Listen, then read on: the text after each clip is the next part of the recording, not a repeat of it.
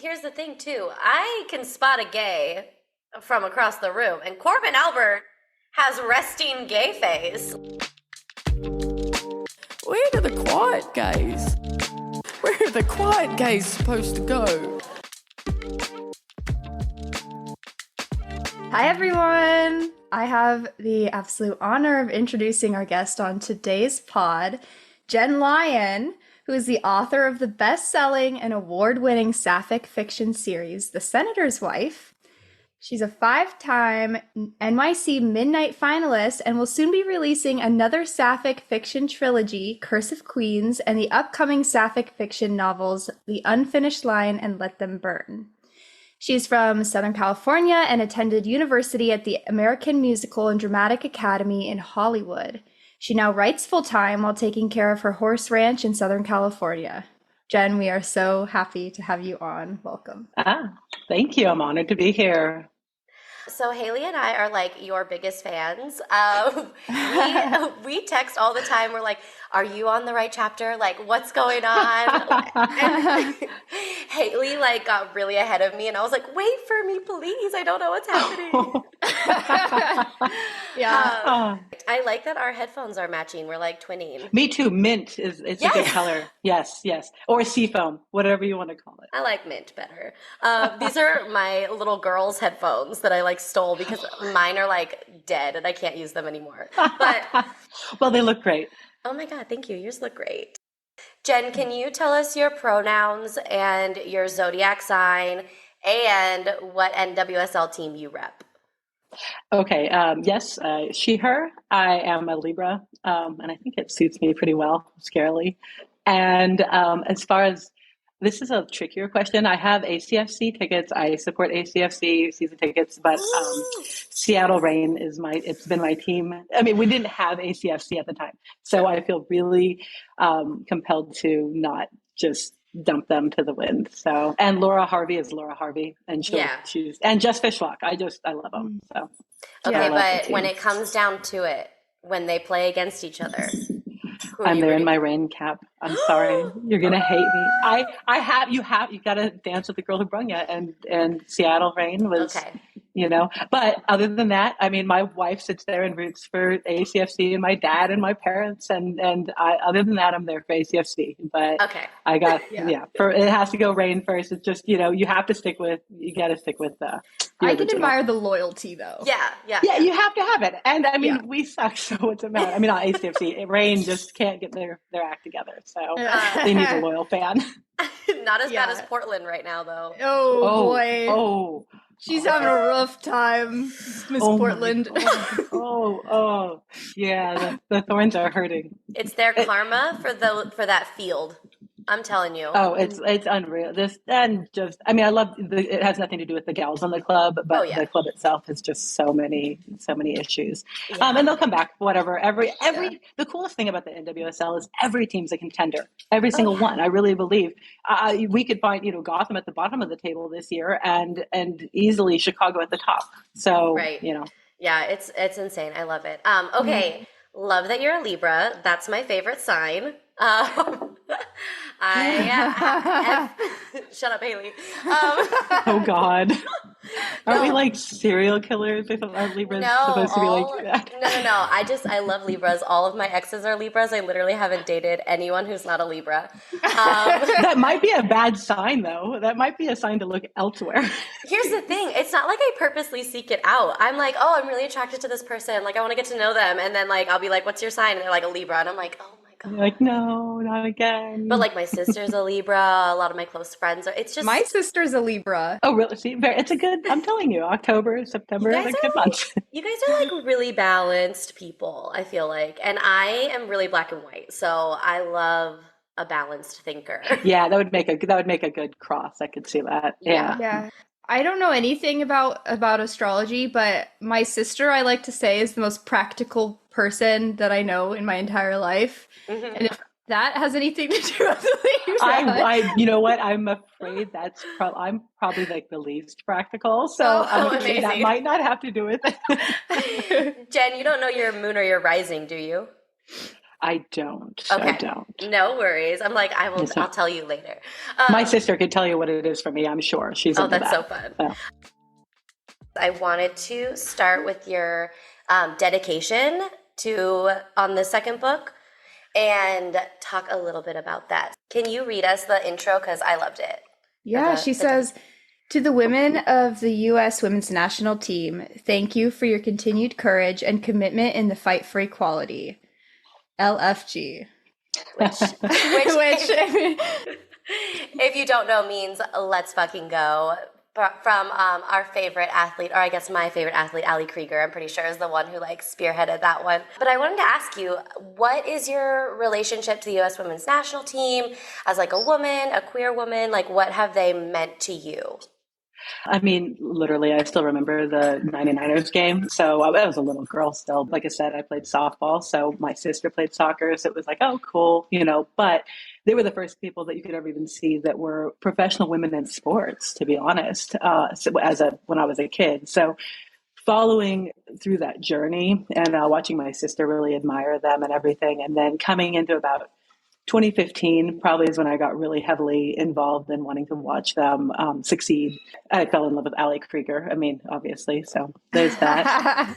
But what they did, I know that Pino obviously has a lot of controversy, but the fight that Pino and Heath and Press and count, there's just too many to even name. Obviously Krieger and Harris and everybody that put forward and is continuing to put forward. Let's not kid ourselves to think that we're there yet. It was just like being so involved in sports and loving sports so much and seeing women spearhead that action to, look at, if you want to look right now at at Caitlin Clark, you want to talk about women that are moving the women's game forward. That all started, in my opinion, with the 99er team and moving forward from there.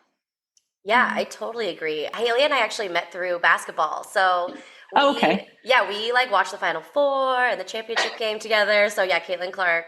Yeah, I don't think Caitlin Clark would have the platform she has without the 99ers. So she couldn't, no. Yeah. I'm older than you guys, a lot older. So sadly, I was going to say, it's so special that you got to watch that happen. Yeah, I'm scared. Were you guys born yet? Yes, I was okay. Haylie, I was at the 99 the World Cup. It was a World. I'm like so nervous, Jen. You make me nervous. It's okay. I'll probably throw out like the wrong names. I'll be like, oh yeah, it's the wrong athlete or something. So don't even. No, but I was at the 99 World Cup at the Rose Bowl at the final, but I was 7. Okay, so, I was 14, I think. So yeah, I've got some years on you. Haylie was like 0 or like a couple months old. I was born in 99. Oh. You know what? At least it was in the 90s. Like a lot of people, I'm like, oh. I like to claim I am a 90s baby. Hey, it was the best era. I'm sorry, it was a phenomenal decade. So you get to own a little bit of it. Yeah, even if I was not conscious. Yeah, well, you still got to absorb the vibe. So yeah, I got the vibes. But to your dedication and the fight for, the LGBT community that the U.S. Women's National Team does, I wanted to talk a little bit about the Corbin Albert situation really quickly, because I know you've already wrote Whistleblower and everything after this one, so it's not like Caught Sleeping is your most current book, but I couldn't help but, with the Monica Ashby situation in there, really parallel that with like Corbin Albert, and I was wondering where if you had real world inspiration from that, maybe Jaylene Daniels' situation got in there, or if that was like from just storyline wise, where that was from. Obviously, I definitely took it from Jaylene Daniels now.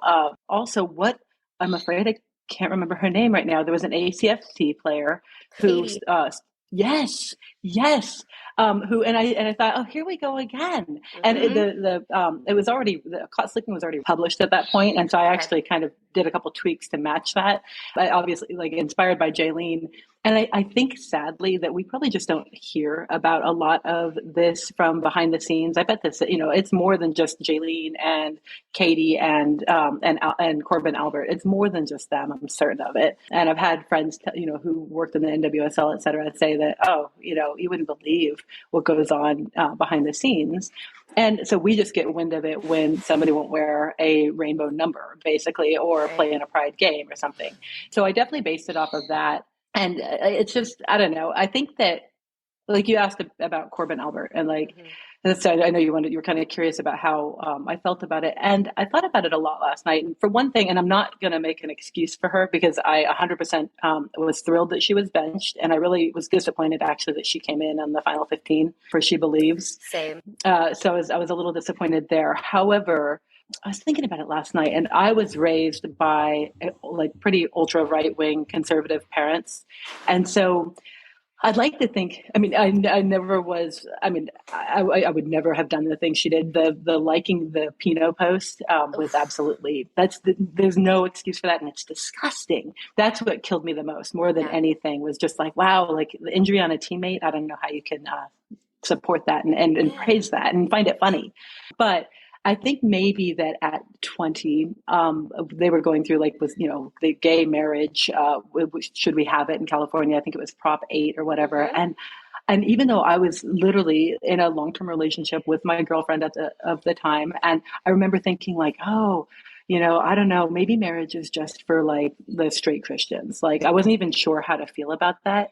And so, like I said, I'm not wanting to make an excuse for a 20-year-old at all, because I do think that you should be your own person at that point. But when you have been raised in I went to Christian school. I went to a lot of what I used for Alex. I used from my own experience being raised by my parents are great they love my wife. They're really good about it now, but growing up they weren't. And it was like, okay, that'd be like fine for whomever else, just not for our family, Mm-hmm. So I guess my point about Corbin Albert is what I hope will come from this is I think it's way too soon for her to be in that dressing room for the 18.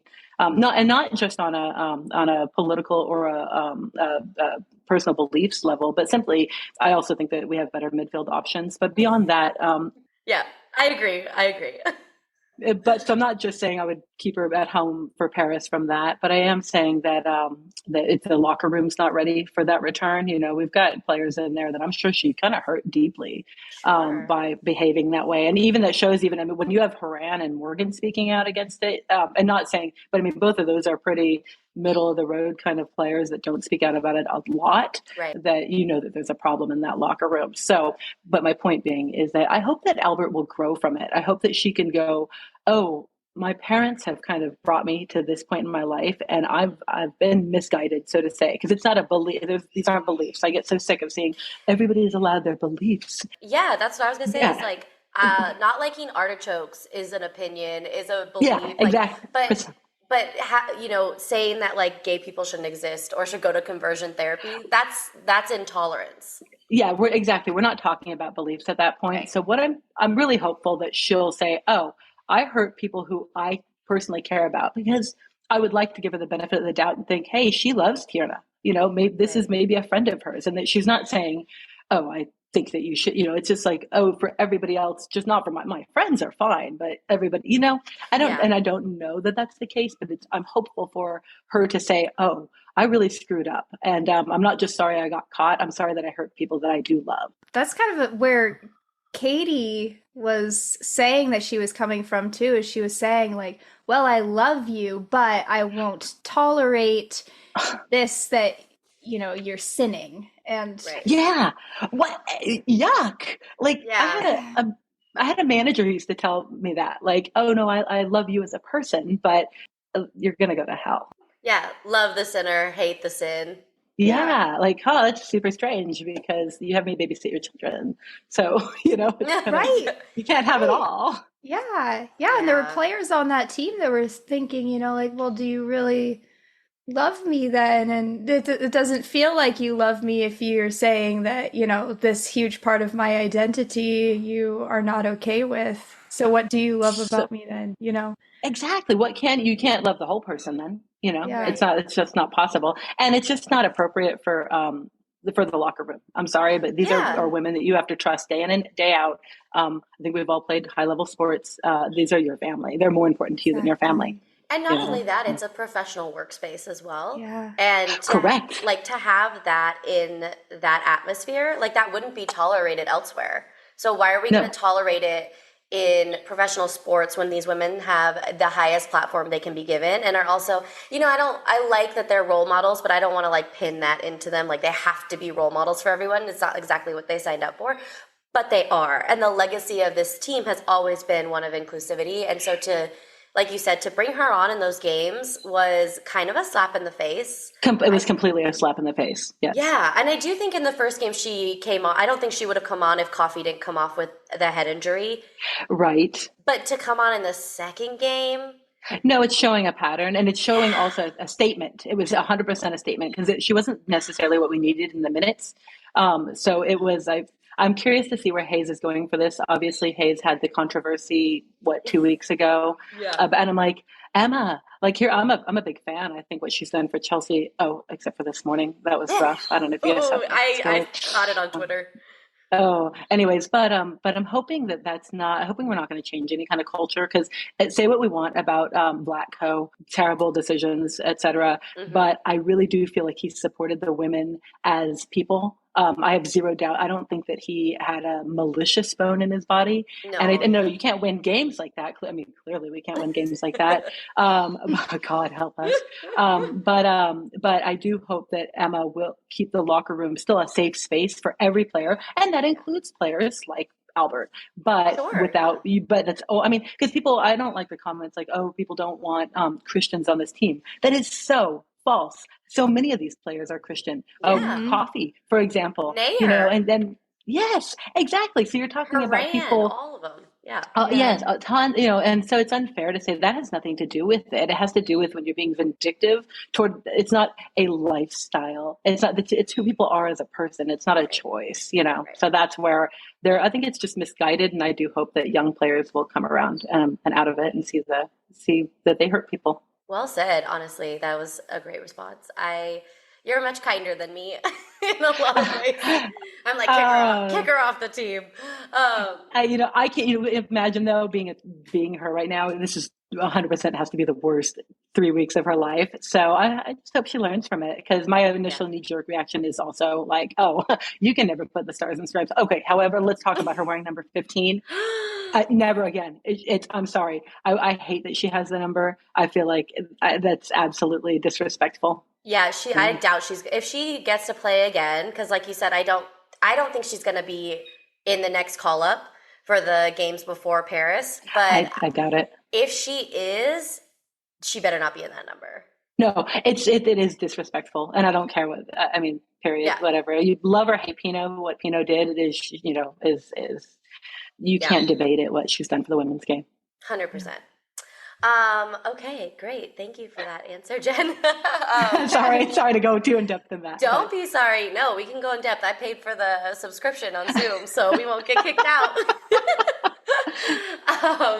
Haylie actually came up with most of the questions for this because she's brilliant and amazing. So do you want to take the next topic? Yeah, I was wondering, Jen, what inspired you to write the Senator's Wife series? In general, I lived in Texas at the time and was watching the 2019. Actually, I take it back. I started it in 2018 as our build up to the World Cup, and I was like, and just enjoying my soccer coma. And we didn't have a lot else to do in Texas. We go to games in Frisco, whatever. I'd always had kind of a storyline in line, like with a rescue in the beginning, the way that Alex rescues Catherine in the water. I'd had that in mind for like 10 years. And I finally thought, I'm going to write that book that I've been thinking about, So with the hype of obviously coming off of 2015, coming into 2019, we were looking really solid again. It just inspired me as far as I was like, oh, we really need a really good sapphic like love story here. And also, of course, we had everything going on with our presidency and the state of our country and things that I thought were like actually long past that we just decided to re-up in, as far as politics go. I didn't think that I hate the word gay marriage. I think it's just marriage. But for the for the topic, gay marriage. I didn't think it was going to be challenged again, things like that. So I just thought, oh, we need like a series that's going to have like a little bit of politics in it, and kind of show where we are as a country. Yeah. Yeah. Can we talk about the characters and who they're like Of course. inspired by? Because I got major Trump vibes for Carlton. Yeah. And I scarily, and he actually was not my initial who I took like Was verbatim it Greg lines. Abbott? No, it was my wife's ex-husband. So Juicy. yes, I literally like she read the divorce scene and was like couldn't breathe. Because I took like, I mean, that's how like, we were actually afraid after I was her first girlfriend. She had already broken up with him and I was her first girlfriend. And she'd been with him for 24 years and we thought he was going to kill us.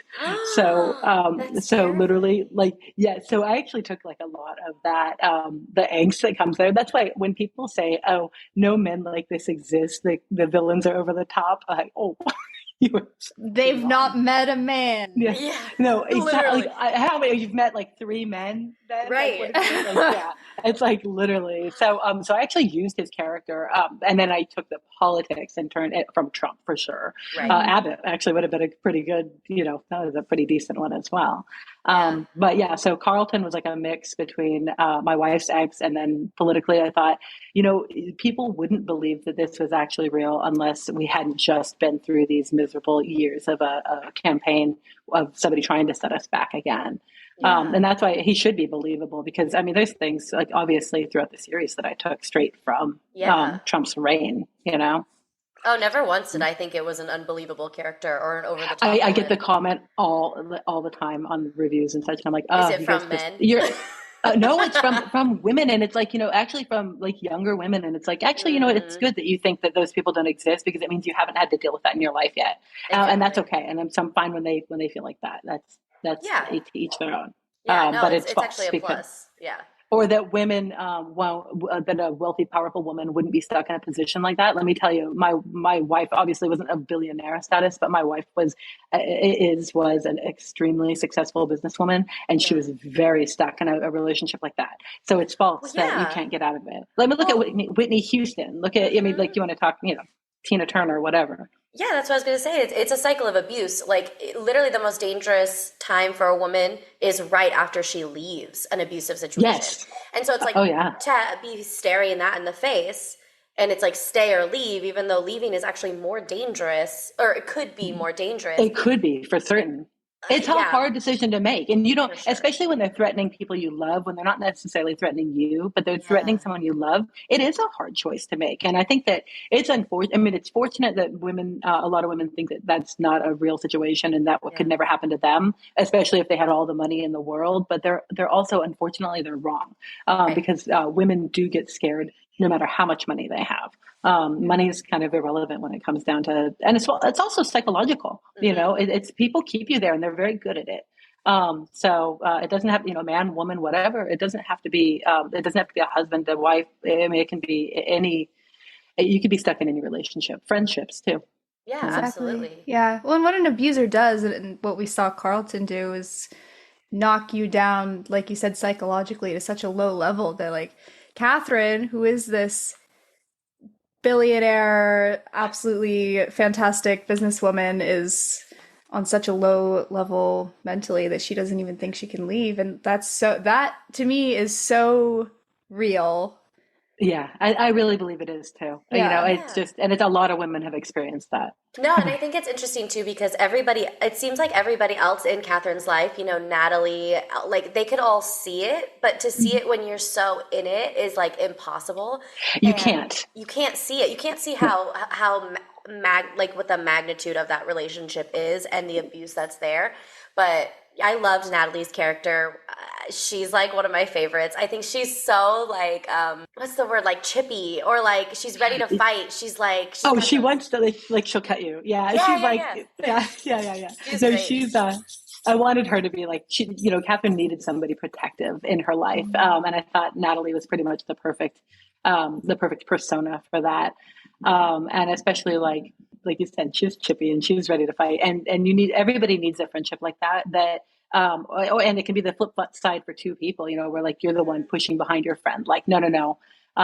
Like the scene, I think that oh gosh, it's in the first book where after they're at the hotel in San Francisco and after Carlton's beaten up Catherine, where she holds her that night and like is like that. I was like that's the friendship. Every woman needs a friend like that in their life. Yeah. Not I mean, obviously she wanted her to report on whatever, not, but just to be there and to do whatever your friend needs for you. So Yeah, I absolutely love your writing style and like everything that you write in the books. It really does feel so real. Haylie and I talk about it all the time. We're like, no, this is so real. And like it really captures, I think, like female friendships, female partnerships, like so incredibly well. I haven't seen that in a book like other outside of your book. So we're really excited for the next one that we're thank gonna you. do. It's my favorite thing to write is that that emotion and that obviously I don't do the heavy sex that a lot of people miss out of the books. Sorry, I don't know if you're okay with talking No, about no, that, no. I liked it. I liked no, it. no, but I mean, like, so, like, I try not to, like, it's not because I don't. I mean, I enjoy reading books like that, but I wanted to focus these books. Like, did you read the Seven Husbands of Evelyn Hugo? You did read that, Yes, right? that was our first Okay. episode. I haven't read it. Haylie. Oh, Haylie, you gotta watch it. Read it, not watch it. It Except feels it is like a coming out. movie. But yeah, but I love the like what I think that like what Taylor Jenkins Reid does as writing those emotional characters really well and delving into that. That's what I really wanted for this series as well, is like just exploring that human emotion more so than making it a romance. It was a love story, and so it didn't qualify as a romance in that situation. But it's still, to me, there's still a lot of romantic scenes in it. But I think a love story is different, and that's what I wanted to evolve and follow. Yeah, I think you did a fantastic job. It did give me like Evelyn Hugo vibes. So I have a friend. It was actually the friend I was telling you about that bought your books and is like learning soccer now. Oh, that's right. That's she cool. was like, she was actually the person that told me, she's like, where's the spiciness? And I was like, totally. you have other books for that. Calm down. It's fine. And I'm like, there are spice. Like I do think the way that when you do write those sex scenes in there, like to me, I'm like, this again feels authentic and real. It doesn't need like the explicitness necessarily. I mean, don't get me wrong, I love those books. No, but who doesn't? I didn't need. I also actually felt. I think sometimes like it would be driven a little bit by the character, because to me, I didn't feel like I could really write that for Catherine. And I know that sounds, not saying at all that, like, that these glamorous, beautiful, wealthy, sophisticated women are, I mean, God knows what they're doing. But with that said, I felt like, when I wanted, and I'm not, I also want to be careful saying classy, because I'm not saying that it's not classy to have explicit scenes, because I don't feel like that at all. I think they can be written really classily, not just, it doesn't need to just be hot. It doesn't need, just need to be, explicitly erotic.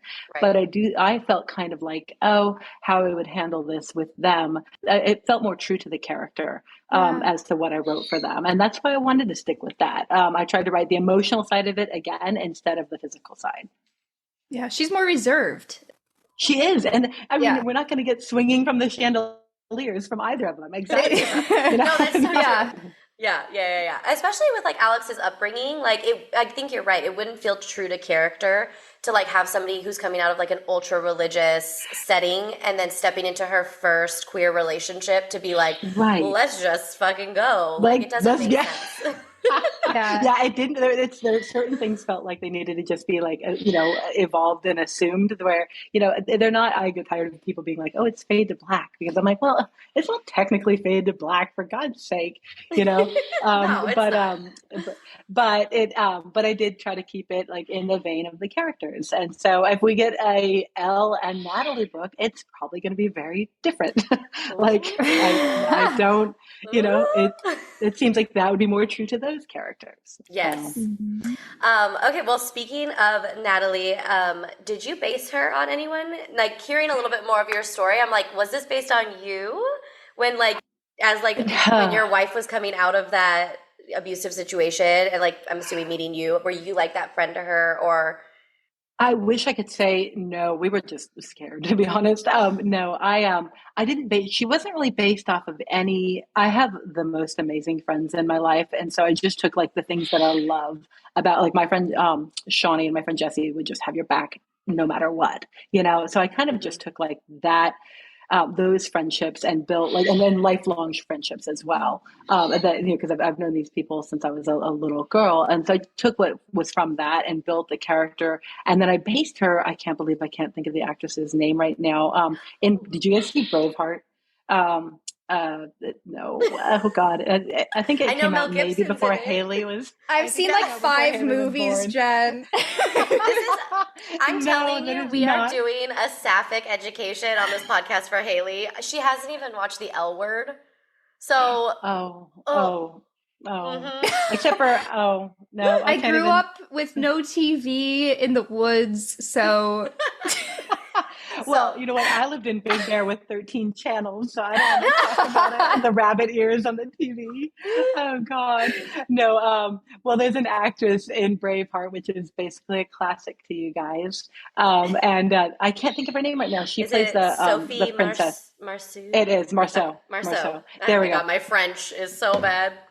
Oh, mine's terrible at this point too. Oh. So yes, I based the look off of her. So if you guys want to ever have a look at her, she's I'm looking at her picture right now, and that is actually literally how I pictured Natalie in my head, like dark cool. hair, like yeah, perfect. Oh, she just has her, and she's done quite a few movies, but she's a pretty strong woman, but like she can be pretty interesting gal. So that's what I based it off of. Okay, since we're already doing characters, Halsey, I think we saw a comment where you're like Uncle Nair. Nair, 100%. Like I imagine. I mean, obviously, I don't know Halsey at all, but Yeah. I'm Halsey at all. I wish I know Halsey really well. I don't know Nair at all. But I picture like what I picture for her and how she vibes to me is that she's probably a very different person behind the scenes and who she is. I imagine that she could have a goofy side. As long with her extremely serious, as soon as you're on the pitch, like nothing else matters. Mm-hmm. But I imagine that based off of interviews and such that I've read, that she has like a decent sense of humor and is very, very intelligent. And also that video you guys did is so funny. Like when Alex goes missing for the second time, like, yeah, that's exactly how I picture Halsey feeling. It's so funny because so yes, the way you wrote it was palpable. God, I just can only imagine being in a position like that. So Halsey was my like caretaker, but like also like goof off for the book. So yes, it was Uncle Nair for sure. Okay. For Erin. Catherine. Kate Blanchett. It has to be. It has to be.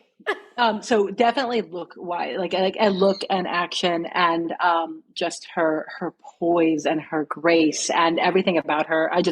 Kate Blanchett is just phenomenal, and she's a chameleon. She can play anything. Oh, I see Peep Your Carol poster in the background. Oh yes, that's which I love that. Haylie, since you don't know, is a Kate Blanchett lesbian film. Okay, wait. Haylie, of your 5 films you've seen. Oh. Okay, she just Lauren, you're going to handle that, right? Yeah. We're doing cinema editions. We just did Portrait of a Lady on Fire, which was so great. We're going to do Disobedience. Yeah. Disobedience is great, except the spitting scene. You'll know what I'm talking about. That's like my favorite scene. Oh, except you can't. Here's the thing. I'm like kind of like I love like witchy things. Yeah. You have to be the one that spits. You can't. I could handle the receiving end of that. But here's the thing. I'm gonna be like kind of explicit, but I would rather, in the way I am, be on the receiving end, but as like Haylie and I are bottoms. But I'm like, but I can't because that is just too much power to give to a person over me. I don't know if I could handle it. I don't think, I mean, like, I don't know. I guess it really takes like the situation and you're like, especially for them, it's like this like hot, romantic, passionate, but once you've been married like 13 years and you're like, what? You're like, don't you dare. My straw? Did you just use my straw? Why did you touch that? So, Haley, you're in for it. Sounds like it. My goodness. Okay, well, you have to report back, and I do expect videos on this spitting scene. You have to. Oh, we will. We're doing a lot of visuals right now, so we'll definitely record that one. I cannot wait. Yeah, so we're doing a lesbian education for Haylie, our Excellent. friend from Montana. Well, you're in for an education. I'm sorry. Oh, And then, okay, so Alex, I'm assuming, is a bit of Ali Krieger in there. definitely Ali Or Krieger. did you have other I was like, people that you like mesh together? how, a little bit of Jessie Fleming I put in there more for the Oh, innocence. You know how she has like a bit of an innocent persona, yeah. especially a couple of years ago when she was just kind of really smashing her way onto the Canadian team. And Hmm. so use a little bit of her as far as, and a little bit of because I always felt like Krieger had confidence on the pitch. Like that's one Yes. thing I don't think Krieger was lacking. So yes, like looks wise, Krieg, and just her poise and her natural ability. But then I wanted Fleming a little bit in there for a little bit of that. That you're really good. Why don't you have that confidence? And that's not to say today because Fleming has grown tremendously. Yeah. But yeah, that's pretty much who I went with there. Love that. Oh, and then our hot button person that Haylie and I completely disagree on, Okay. Amelia. Oh, it's actually there's like five players that I used Ooh. extensively. So Okay. so let's see if you guys both Well, got I'll somebody tell in there. you, I'm Team Okay. Sam Kerr, Okay. and I'm Team Rapinoe. Okay, so neither of you are wrong, which is cool because I wanted Sam Kerr as far as her killer instinct and how hard she works. I used that for Amelia's drive. I wanted more of a Pinot has a swagger that you just really, I mean, not, That's what I just, yeah, said. she does. It is. Pinot has a swagger that you just can't imitate. And I wanted that for Amelia. I also used kind of that bullheaded, forward-footed play of Abby Wambach for it, like, you got all the good gays in there. oh man, Amelia was like my favorite to put together. And then Jess Fishlock is one of she's not necessarily like who I base the character off of because in my next book, I actually base a character that I used a lot of inspiration for Fishlock off of. But I did throw a little bit of Fishlock's, just that grittiness. Like she's just harsh on the pitch. I guess that's four. I think that's actually my wife will probably yell at me and tell me who I forgot that I put in there. But no, it was definitely those four. I was like, this swag is unmistakable.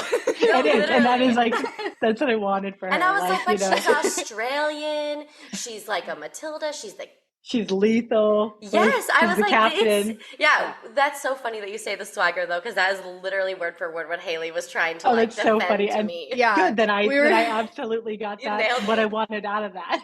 yeah, we were Oh. sitting here arguing about it. And she's like, well, but Sam Kerr has swag too. I was like, no, it's different swag. It You is, don't it is understand. different. Oh my gosh. And she's just ridiculous. Like the way that Pino was her own person. And that's what I Yeah. and for Amelia is she also doesn't give a fuck. I mean, like there's Mhm. nothing I think that can phase her. Yeah. So I just wanted, it was a total mix up of everybody there. Oh my gosh, Yeah. amazing. Speaking of Amelia, are we gonna get an Amelia book? We are. I'm really excited. It's actually the first one I'll work on for sure. Once I get the Unfinished Line of the Curse of Queens published, it'll be the first one I start writing. I like to let my writing rest for 6 months, so I'll probably write it before I do Curse of Queens, the edits for that, so it Okay. can rest. And then it'll be the first one. And I have some ideas. I had one that I think might not work out, but it's not going to be. I am gonna base it from the end of her career moving forward, so that I can give Oh. her.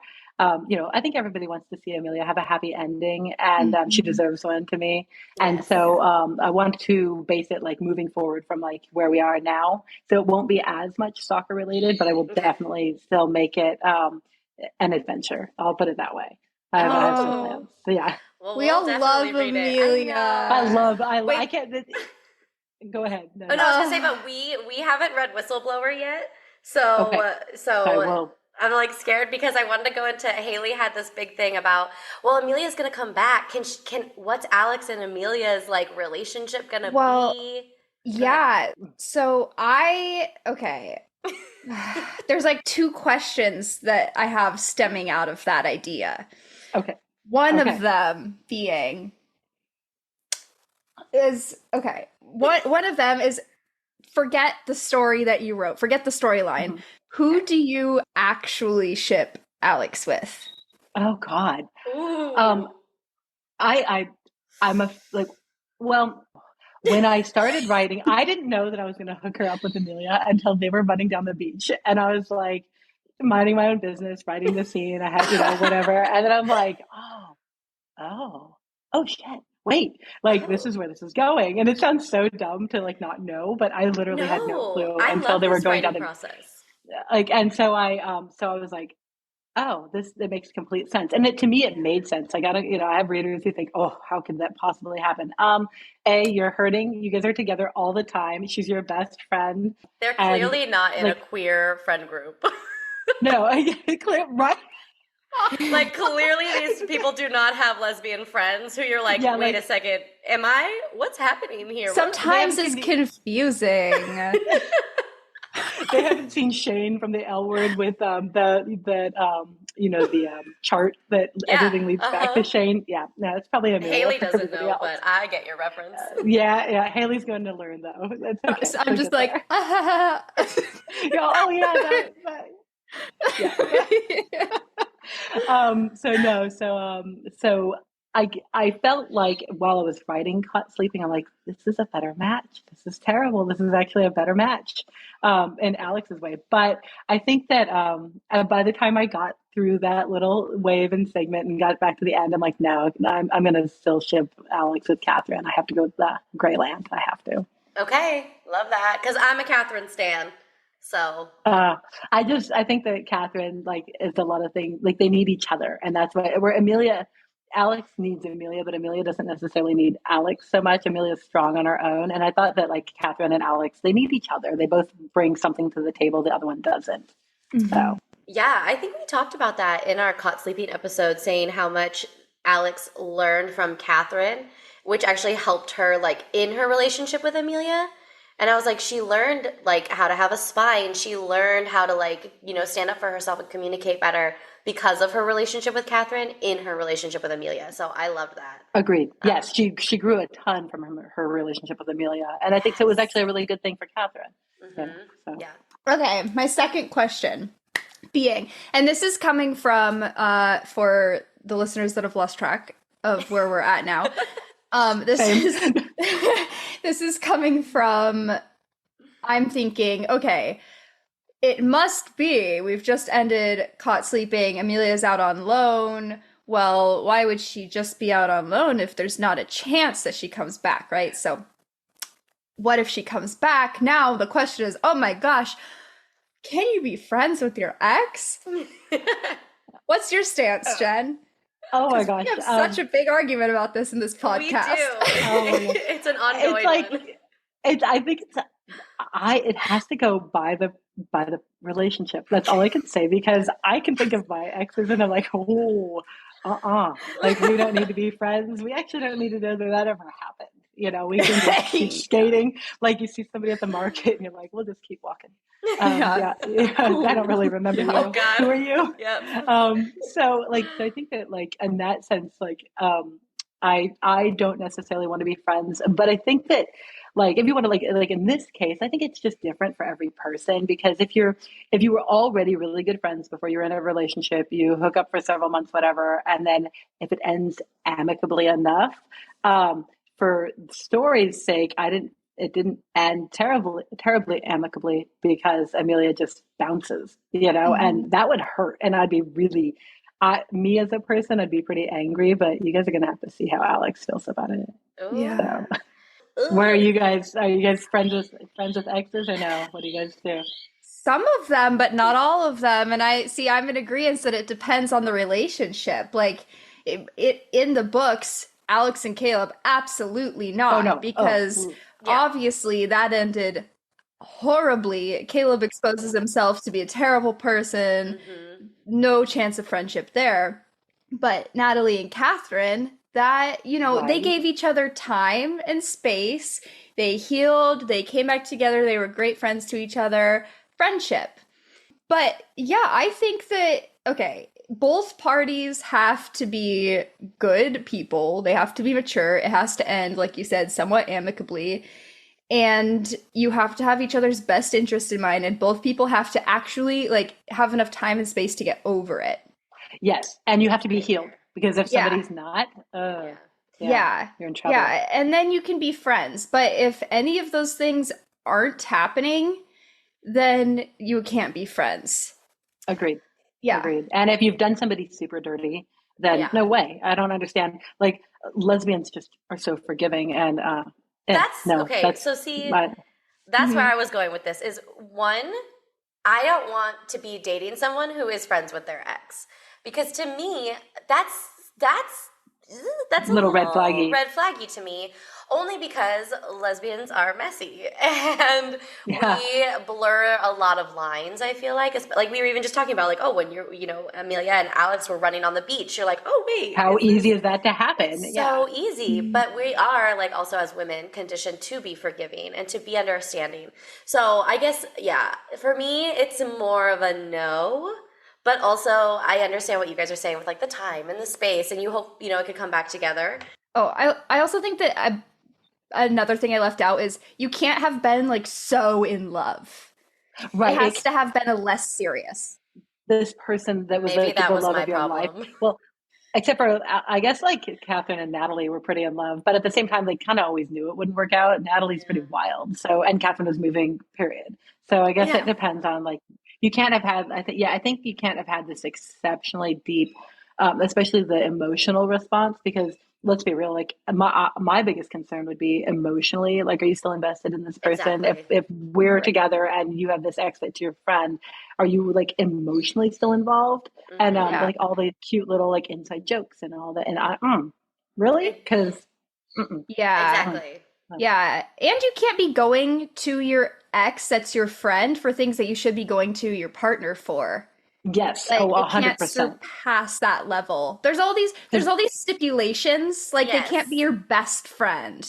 No, it needs to be case by case for See, sure. Yeah. and this is where my Capricorn black and white thinking comes in because I'm like, I don't Because want you're to like, nope. deal. Yeah, I'm like, I don't want to deal with all these stipulations and like, is this okay and is this not? Because I'm also like an incredibly huge overthinker, and it just seems like too much. Not that I don't want to be friends with them because obviously I loved them or I still love them or whatever it is, Mhm.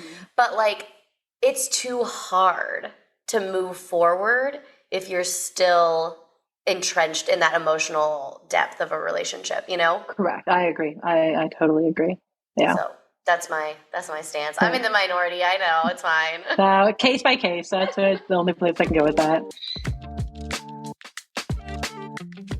I wanted to ask you, what does your writing process look like? You've kind of answered this a little bit in that like sometimes things come by surprise and you give your writing time to rest and stuff like that, but how else does this? Process wise, I've actually learned all the like I just saw somebody say, "Oh, I'm a pantser," and I'm like, "What is a pantser?" I just learned that it means that like you go by the seat of your pants, and then you have people who completely like outline everything. For me, it's a little of both. Like I mentioned, like I had come up with I knew I wanted to write a story about a woman who rescues a woman in distress, like 10 years ago, but I just kind of sat on that. I knew I wanted one to be an athlete. I wanted one to be a very wealthy businesswoman. But other than that, I kind of just start. I spend tons of time thinking. I don't write much down because I don't feel like I just kind of go as is and think, okay, I'm going to start writing. And then I'm a heavy, heavy redrafter. I rewrite and rewrite and rewrite. And it's why it takes me so freaking long to write books. Like I did this series was 5 years. I'm so And I glad we have found it Oh, after I'm you so were already thrilled that. done. Oh my gosh, I can't That is believe otherwise such you a guys hard would have time been like, waiting. when's it coming out? Yep. No, it drove me nuts. Waiting, having people waiting on Whistleblower was like the most agonizing, stressful. Like I was like, Donna, this used to be fun, and this is no longer fun. But not. Oh. I mean, but Yeah, you know, like yeah, it's yeah, when yeah. something suddenly becomes real, and you're like, oh. And then we also started like we actually, I'm able to actually make a living off of it now, which is amazing. But Hmm. it changes things for sure because now you're like instead of like, oh, I think I'll write for 3 hours this morning, it's like, no, you need to write for six and then you can go out and do your horses. Like it's not like Yeah. it's not now it's more of a job. But yeah, as far as writing, I hate when whenever I see people who are like, oh, the characters tell me what to write, and I used to think that was so corny. Where I'm like, okay, but it's actually really quite true in a way where your characters kind of develop themselves off of whatever is going on. So I just kind of go with it and see where it's at, and then I will tend to after I let it rest because it's too fresh. You come back to it and you're like, this is amazing, and then you come back 6 months later and you're like, oh, hey, this is really bad. Like, what was my influence right here? I'm always terrified to know what my influence was when I get into scenes that I'm like, oh God, this is rough. So then I'll rewrite that, and then I go back to the very beginning, and I just do like a clean through before I send it to my editor, and then I go with whatever my editor wants, or I fight for what I want to keep in. But yeah, I guess it's pretty, I don't outline too much. I do storyboard though. Like I spend hours looking for photos on the internet of who I want to base characters off of it. And I like to go the places. I've been almost everywhere, like, I mean, Australia and all of the UK and things like that. I like to go there and experience it, even if it's for a little scene. Yeah. I just want to feel it because it definitely changes things. I read books. Everybody loves to write about Hollywood. And here we all live in this area. And I read books all the time where I'm like, okay, so we've obviously never actually been to Hollywood because this is not how it is, you know? So I really like to make sure that I have that right in the setting, especially. I felt like you were a storyboarder. I was like, I feel like you have like, you know, that GIF of that guy who's like trying to explain everything and he has all of his like things in the background. I was like, I feel like that's what Jen's doing. Well, I wonder if I can, it has like, I don't know if you can see it here if I switch this, but like, I don't know if you can see that on the wall there. Oh my God. That is where my desk used to be while I sat there writing the first two books. And it was by far, like I just printed out everything and I was like, and it's actually for Curse of Queens too. There's some weird random stuff up there. But I used it because I'll sit there and like just stare at a photo, and like a photo really does give you so much inspiration that I was like, oh, this is it. Like, yeah. So definitely storyboarding. And I am that weird person that has like, okay, this is going to come here and then this will come here. But definitely. I love that. I have a hypothetical question for you. Well, it's a real question and then a hypothetical after that. But movie rights, book, who would be your, like, first of all, has anyone approached you about this? Not for movies or not for film. And so actually it's probably they need to get on it. It's one of the most frequent comments I get is that I think it would make a really excellent, probably a series would probably be a better choice for it because it is lengthy. That's how I feel about Evelyn Hugo too, which is why it needs to be a series. That's why I was pissed that Netflix got the rights. I was like, I really want Showtime or Stars or someone who does these beautiful mini-series out. Agreed. Or HBO, I think, could have really done, kind of a smashing set on that. Mm-hmm. So where my wife is actually all over, she's going to be spending a lot of time working on agents. You have to have an agent to pitch, period. I mean, I've got quite a few friends in the industry, but nothing that's really suitable to help this. So I have to get an agent for that, and an agent specific to that. Somebody needs to get these books on Reese Witherspoon's desk. Oh my gosh, Sunshine. Yes, she did wear the cross. She buys up rights all the time to these incredible books. And she likes strong women stories. That's what I'm saying. My wheels are turning. I'll tell Donna to make a note. She needs to start figuring that out. Yeah. And who would your dream casting be for, let's go with Alex, Catherine, and Haylie, throw someone in there. Amelia. And Caleb. Oh my gosh, and Caleb. Oh my gosh. Wouldn't Andrew Garfield make kind of a douchey Caleb? Like, I think he's super versatile. And I don't know, that just popped into my head. I think Andrew Garfield could maybe. Guardians of the Galaxy. Chris Pratt. Okay, he would make. I think that and he's that already boy from Summer I Turned Pretty with the curly hair. The dark-haired kid, right? That one. Yeah, and he's like age appropriate for him, and he's just pretty boy, preppy looking, and he has that kind of douchey vibe to him. Yeah, not in that show. He's so sweet, but I think he could. I'm thinking. I've only seen the previews. It's the boy with the dark curly hair, right? Yeah, he has he kind of has my color hair. Oh, okay. Maybe it's not the one I'm thinking of then. I haven't seen it either, Jen. He's the one trying to get her to go into the car. Like, he's like, wants to take her home, and whoever's in the car is like, no way. Is that? I've only seen the previews. Like I said, he's one of the brothers. Okay, then maybe I'm on the wrong guy, but okay. They're all the same to me, the boys, whatever. They all look exactly the same to me. Oh God. But yeah, I think that somebody along that line should work. Okay, we got Caleb, Alex, Catherine, Amelia. Dream casting. If you want to have anyone play them. I mean, obviously I based it off of Kate Blanchett, and I don't want to say like this. I don't want to say like that Kate's too old because I feel like she's timeless. But also remembering that literally, like Catherine isn't. I think a lot of people picture her as older. She's actually only 42, I think 41 when the series starts. So she's younger. So I think that like say if it were to be made, it should be a little bit aged out of the role. Even though wouldn't that be amazing? Put her in. Michelle Williams, I think, is pretty incredible. I could see, like, if you picture her in, not her age in The Greatest Showman, because she's a little bit young there, but if you picture her like a few years older, that class that she brought to the role, I think she really harbors that. Emily Blunt, I think, would also. She's again. We're looking on like a little bit of the younger side, but actually not too off realistically for the age. They just look really young. Okay, my only drawback to Michelle Williams is she's only 5'4". And to me, I feel like Catherine's like definitely tall. like 5'9". Yes. I picture her like definitely not, not towering, but definitely not towering, but like statuesque. Oh, that's a good point about that. How tall is Emily Blunt? I'll look it up. Don't hold on. Yeah, everybody in Hollywood is so short, though. I know. It's like they look so she's 5'7". Okay, that at least we could work with. Yes, 5'7" girls rise up. Alex wise, I have no idea who I would somebody not Daisy Ridley, but somebody that like is along those lines as far as in that a little bit demure, a little bit, but very pretty, but not over the top, ridiculous. You're out, Haylie. I said sad, Haley's out so mean because she's too pretty.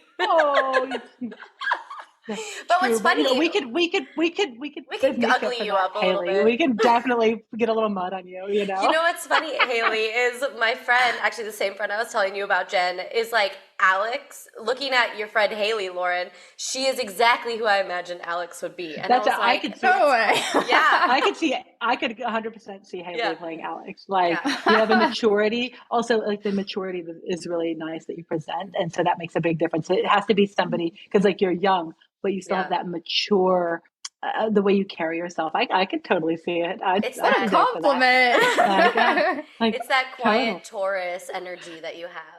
Yeah, right, just I'll show up to auditions when. Absolutely, come on. I love that. Okay, wait. So Haylie, who would you cast as Alex? I don't know.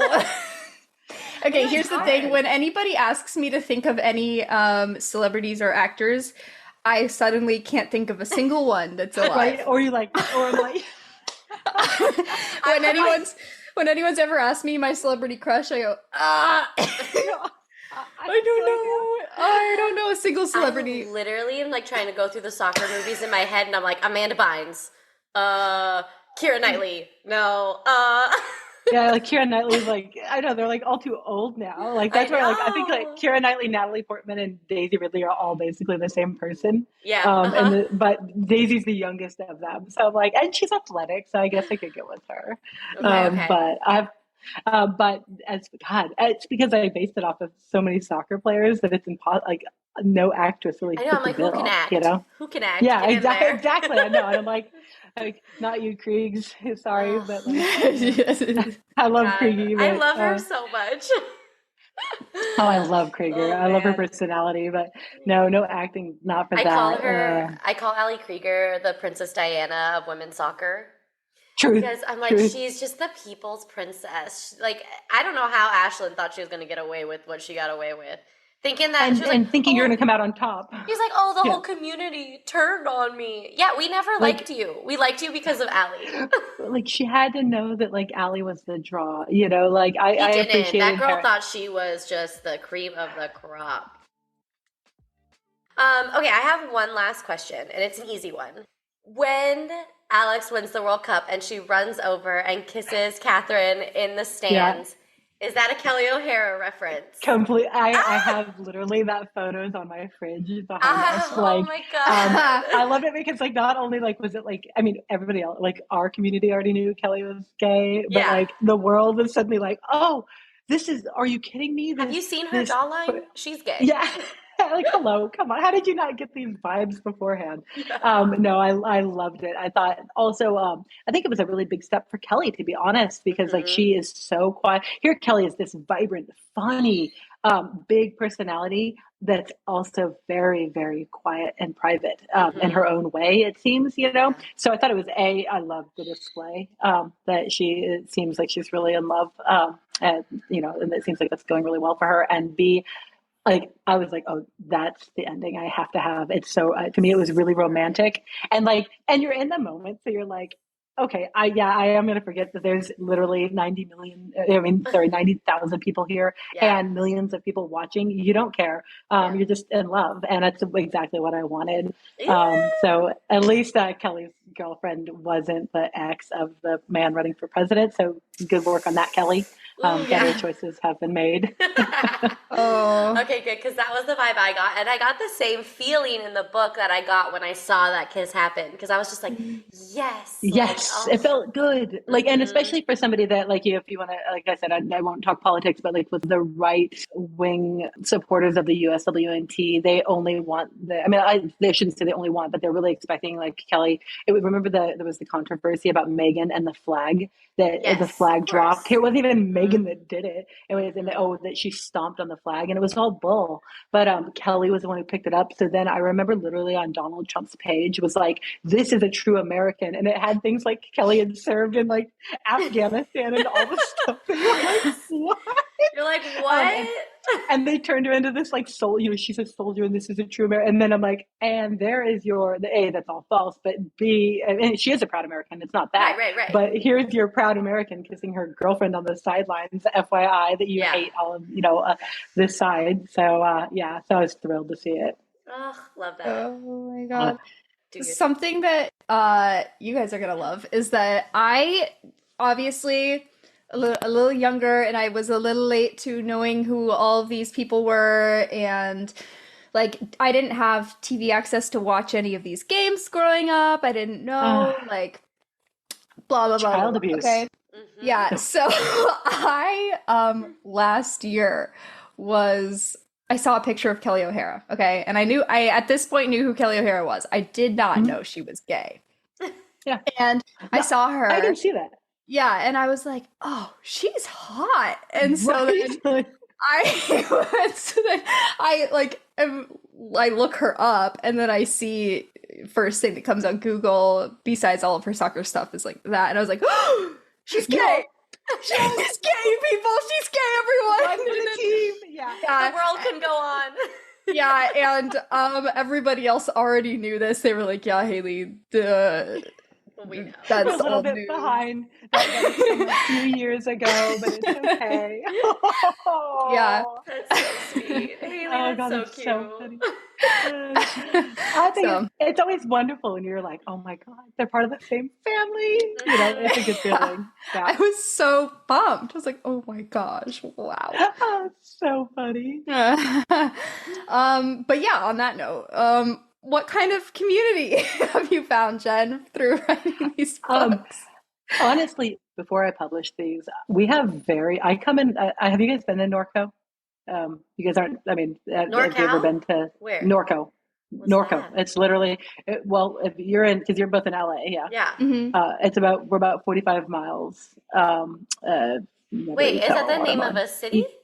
Norco, yeah. It's right next to Corona. You know where Corona is? Yes, no Corona. Okay. Yes. Okay. So Norco is right next to Corona, and it's where it's a horse town. It's literally the name of the town is Horsetown, USA. But it's really like a pretty conservative very random pocket, like Huntington Beach, except for we don't have Yes. the beach. We have horses instead.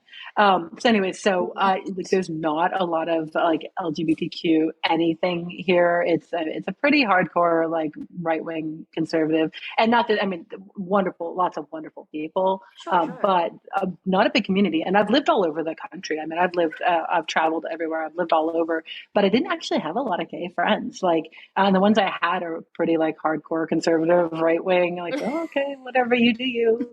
Anyways, so like I didn't have a lot to go with. But after publishing the books, I can't believe that I've made a couple of really like actually like pretty like deep friendships through several people that like around the world that I've actually become really good friends with. It opened this door to a community that didn't even really know existed. Like I said, I grew up in a pretty Christian, right wing environment. My parents are very conservative, and so I wasn't really when I wrote. I hadn't even hardly read.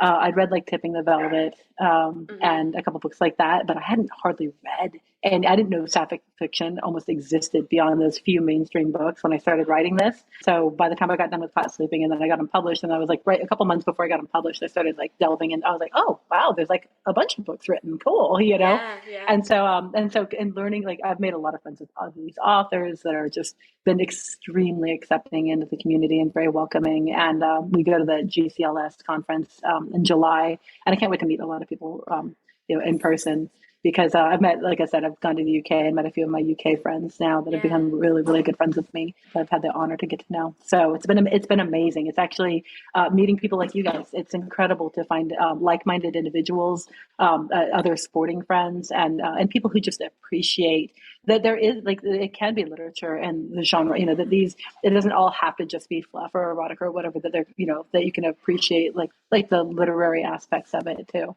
So it's been incredible. Wow.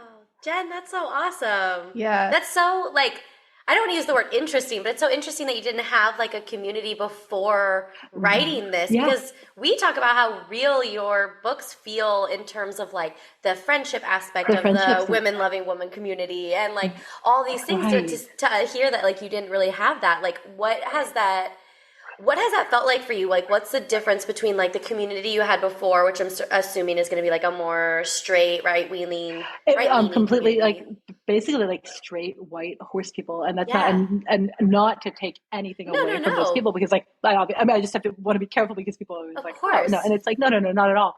I have and like that's why I said I have a couple of friendships that have been lifelong friendships, and like I based a lot of the friendship aspect of that, but not you. It's not the same thing. Like my best friend was when I told her I wanted to propose to my wife, and my best friend was, and I was nervous about it because I was like, do you think that's like weird to do? Because it was still, this was in 2012 that I wanted to do we got married in 2013, and it was still like gay marriage, it was like barely even legal and everything. And I was like, is that weird to even want to propose? And my best friend, she's straight, she has a couple kids. And she was just so appalled that I was even wavering on it. She was so angry at me. Yeah. And so I had those kind of friendships that were like, oh my God, don't be ridiculous. But now finding, there's nothing like being able to text your friends and like have similar, like, oh my God, can you believe this just happened? And you have the same, conversation and interest and things that you just can't, like if you're not a lesbian or you're not part of the community in that aspect, that you just can't relate with your like straight friends or, it's been amazing to have my friend Charlie or my friend Jules. I was like, oh my God, like this is happening and this is happening. And it's amazing to have that. It's just, because I do have like all my friends have just been pretty much not one dimensional in the sense of who they are as a person, but on who they on the demographic groups that precisely and what they represent. Yeah. So I love that. I was shopping the other day and I was like trying to pick an outfit for something and I was like, I need someone gay here. Is there a lesbian in the room? You put out pictures. The bat signal? I did. I was texting Haylie pictures. I was texting my friend Susie picture because I was like, I need someone gay's opinion. This is not for like the straight people's eyes. Does this look gay? Jen, that's so special. That community that you found. And I came from Montana and I like to joke that there were 10 gays. Yeah. And you all dated each other. In the whole space. Yeah, and you have like the nucleus and then everybody. Yeah, no, like that had to be a really. My I grew up in Big Bear and Running Springs, and we still had like 15,000 people in town. So it's not that small; it's just secluded. So for you, like, how big was your The town? town I grew up in had 5,000 people. And then, but the whole time that I lived there, I wasn't out most of the time I hadn't quite figured out that I was gay yet. And then I went to Sure. college, figured it out. And that town was bigger. It's like a mid-size city, large city What town was for it? Montana, Missoula. Okay, I've been through Missoula a bunch. Uh-huh. Yeah. Okay, yeah. So you'd Okay. understand. And that had like the about 10 people total There gays were of Montana. But yeah, the community was so small, but it felt huge to me at the time. And then I moved here and I just can't believe the difference it's made in my life to have this oh, community. And so listening to you talk about this, I'm really, it's the same thing. Yeah. yeah, I'm so I'm sure you can happy. relate. 'Cause Yeah, Haley, exactly. you only came out here last summer, right? I've been here for about 2.5 years. Okay, I just met you last summer. That's why. Yeah, yeah. Yeah, that's when you started to exist, Haley, right? Yeah. Lauren. I apparated and my And I was atoms like, came together. And it's so funny because we met through a basketball community, but my ex-girlfriend was like, she likes soccer. And I was like, oh my God, no way. Because Oh, finally. I'm like, I'm a big soccer girl. And so we went to a wine bar and we just talked for like 2 or 3 hours. And we're like, About Oh, soccer. Fun. yeah, about soccer and like everything. And we're just like, oh, great. It's like friendship made in heaven. Yeah. Yeah, Like you just yeah. know when you're bound to be friends with somebody and it feels so good. Yeah. Yeah. Yeah. To find like-minded individuals. Yes. What happened is I got adopted by an extrovert after talking about That's me. soccer.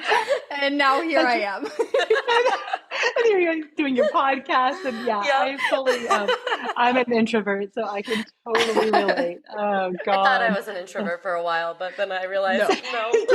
Absolutely not. No, the other night we were at a sports bar watching basketball, watching March Madness, and Lauren's like, yeah, me and my introvert, and all of us spin around. And we're like, And they look, excuse me. y'all, They're like, Lauren, no, you just organized a Survivor watch party for everyone. You're not an introvert. you're like, oh, Ridiculous. I've been identifying incorrectly. It's Yeah. a bummer though. Like, oh, it's so funny. Oh God. I like A to moment pretend I'm in which- mysterious. Yeah, it never once has she Never been mysterious. once have I. A moment in which Lauren's self-perception was horribly skewed. She became a different person, realized, oh, I'm going to embrace my extrovertedness. Yeah. Yes, I'm Oh, like, you know what? That's not a bad thing, okay? No. Oh so my gosh. funny.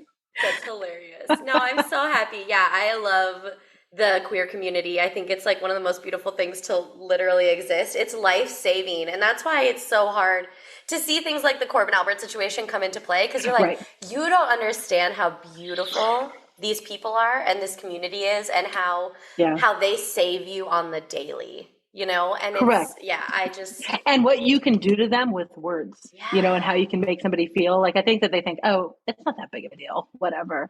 But it is a huge deal. And you have children that are watching you growing up and that are going like the way I'm sure she's parroting her parents. That's exactly what her little idols are going to parrot her.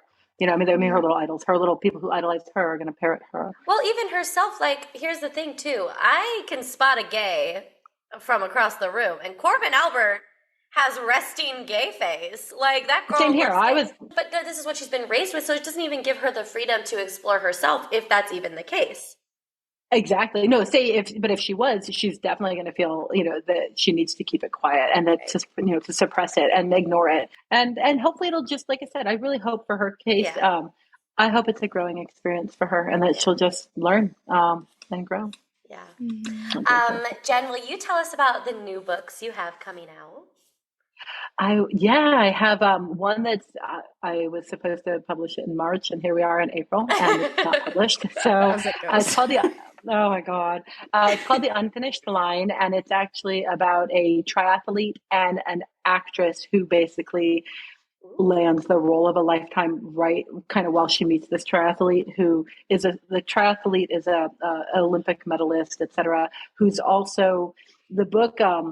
is I really wanted to delve into what athletes, the expectations that athletes place on themselves. So it's actually less about, like, I think that when I started it, I thought, oh, I'm going to do like what the actress is having to deal with. But no, I actually ended up using her as kind of the secondary character to show the athletes put so much pressure on themselves. And like Katie from Stanford, who year before last, I wanted to kind of delve into the psyche of that. And so it's a love story. Again, it's not a romance, but it is a love story.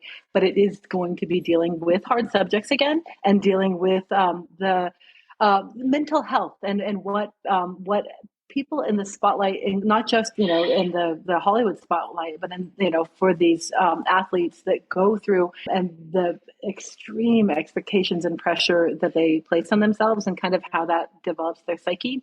So it doesn't make it sound like very romantic talking about it, but it actually is there's a lot of fun to it. It is a really enjoyable love story, and I love the characters in it. And the book is written; it's complete. I know how everything is done, but I let it rest for a couple of years. I wrote it in 2021, and now I'm just finishing. It's going to go to the editor as soon as I'm done with this rewrite, and then it'll be hopefully in the next month or so be out. So amazing. So it's again another sports book, but not in the sense. It's just completely different. But I do really love the characters, and I really think people will enjoy it. Ooh, and then I have a trilogy that's written as well. It's like I'm a little afraid to put it out because it's like kind of dark in the sense of like it's like Game of Thrones meets like the lesbian world is kind of more. It's not count necessarily. Count me in on that. It's a little dark. So I'm like, oh my God, people are going to stop reading me.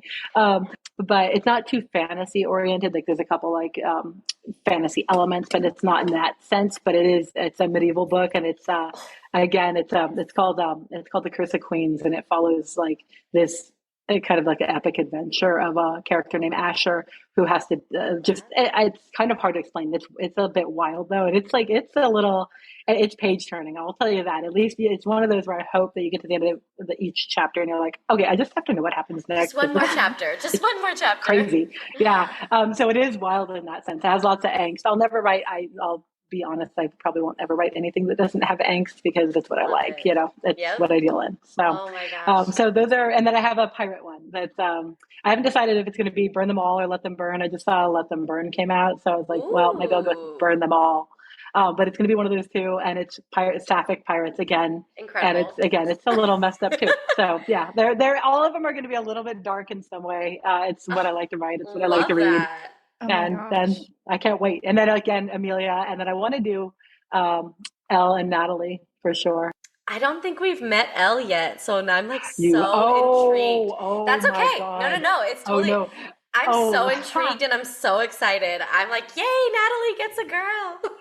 Oh my God. Elle is something else. I think she was everybody's biggest surprise and whistleblower. So you will meet Elle soon. Oh, I can't wait. She definitely.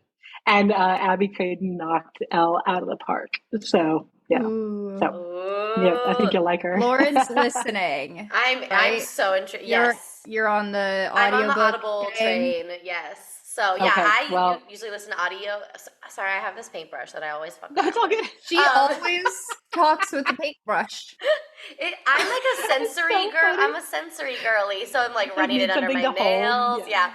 And Haylie's a reader, so we have our differences. I read first and then I listen because I can't listen first or I miss half of it because I get so distracted. I'm like, what? And I have to it has to be visual for me. I'm like, okay, now I know the book. Now I can listen to it and enjoy the performance. But no. I was going to show you, but I read with a blanket wrapped around my head, like a babushka. Like block out the sounds. And just like narrow everything in. I might try writing like that. It's actually. so peaceful. Oh my God.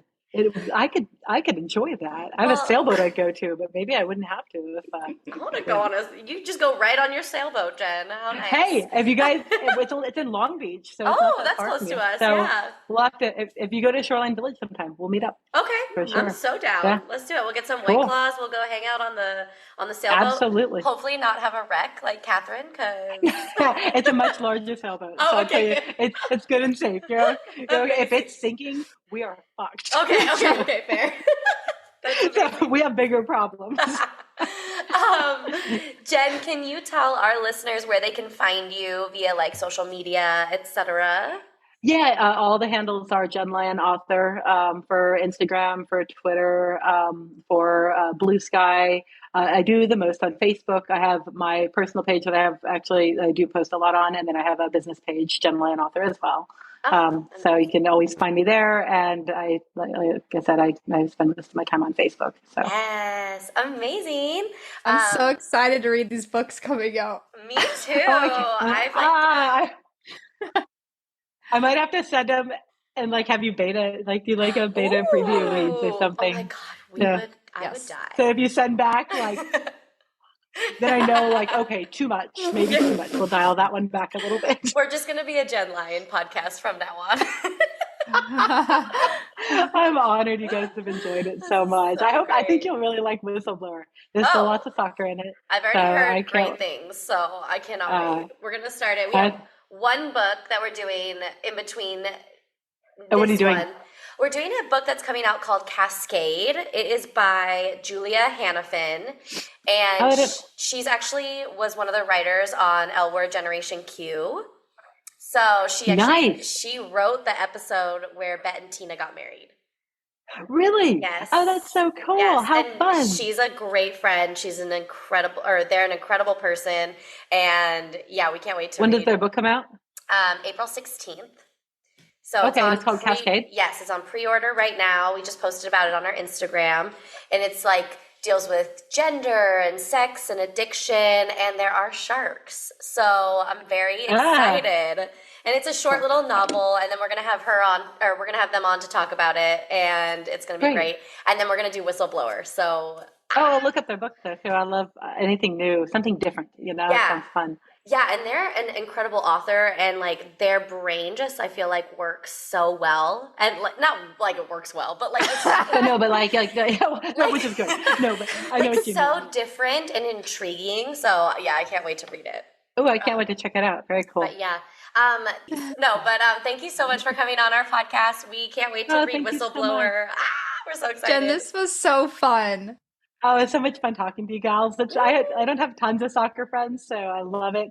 And Los Angeles at that. So yes, let's hit the Angel City games together. Haylie and I normally go, and Jen has season tickets too. So I do. So we'll come stop by your section. Heck yes, absolutely. Yay. Okay, thank you so much. Thank you so much.